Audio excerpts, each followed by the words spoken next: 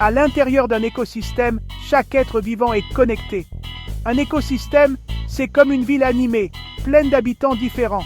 Chaque habitant joue un rôle, tout comme les épiciers, les constructeurs, les fermiers et les enseignants dans nos villes.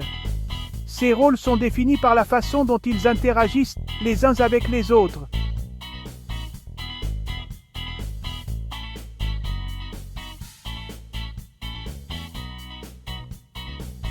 Nous allons explorer les manières dont les êtres vivants interagissent les uns avec les autres. Certaines influences sont mutuellement bénéfiques.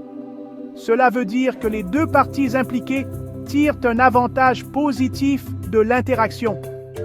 Prenons l'abeille et la fleur. L'abeille a besoin du nectar de la fleur pour se nourrir. En butinant le nectar, elle recueille du pollen. L'abeille transporte ensuite ce pollen vers d'autres fleurs, aidant ainsi la fleur à se reproduire.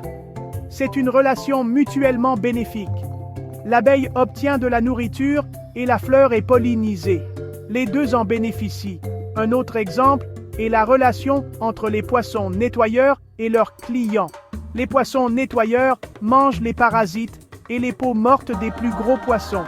Le poisson nettoyeur obtient un repas et le plus gros poisson est nettoyé.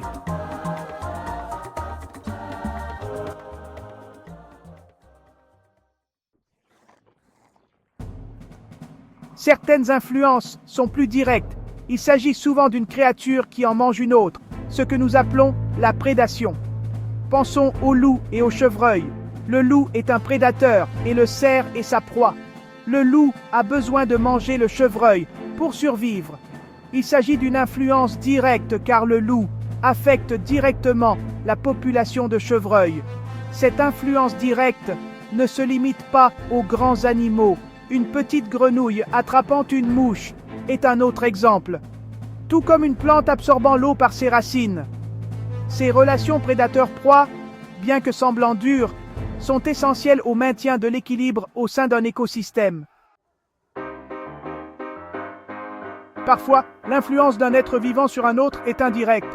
Cela signifie que l'impact n'est pas immédiatement évident, mais qu'il est néanmoins bien réel.